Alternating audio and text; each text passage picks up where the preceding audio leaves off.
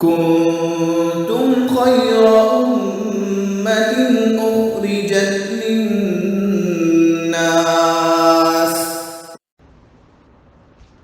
بسم اللہ الرحمن الرحیم نحمدہ ونصلی علی رسولہ الکریم۔ مفتی عاشق الہی صاحب رحمۃ اللہ علیہ کے بارے میں کچھ آپ لوگوں کو عرض کر دوں۔ 2001 میں ان کا وصال ہوا۔ رمضان کا مبارک مہینہ تھا۔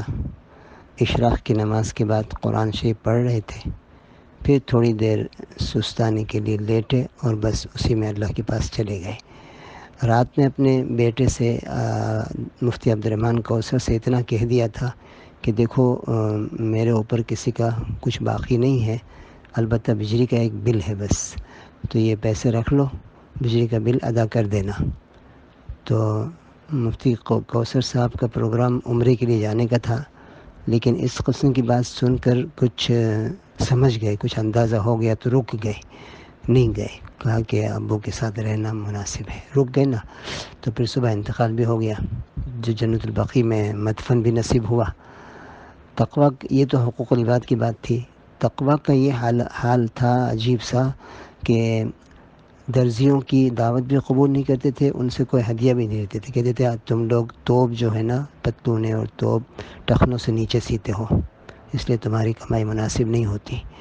اور نائی ہوتے نا، حلاق، ان کا پیسہ، ان کی دعوت بھی قبول نہیں کرتے تھے، کہتے تم لوگ داڑھیاں مونڈتے ہو، تمہارا رزق ٹھیک نہیں ہے۔ اتنا ہی نہیں ہے، سنیے ذرا آگے۔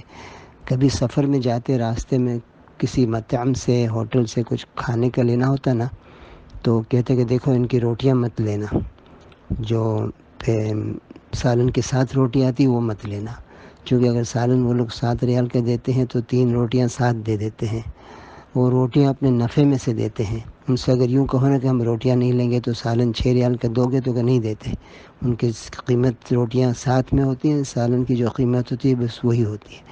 تو ان کے نفع اچھے نہیں ہوتے، اس میں سے روٹیاں ہمیں نہیں چاہیے، ہم 1 ریال اور دے کر الگ سے روٹی لے لیں، چونکہ ان کی کمائی جو ہوتی ہے وہ تلاجے کے گوشت اور مرغیاں یہ سب بیچتے ہیں، اس لیے ہمیں نہیں چاہیے ان کی روٹیاں۔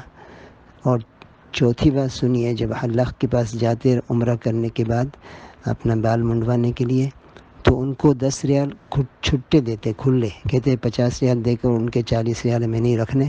حلاق داڑھیوں کو چھوٹی کر دیتے ہیں، اور ان کی کمائی والے پیسے ہمیں نہیں چاہیے، چھٹے بھی ہم ان سے نہیں لینے، ہمارا 50 حلال کا ان کو دے کر 40 ان کے ناجائز ہمیں نہیں چاہیے۔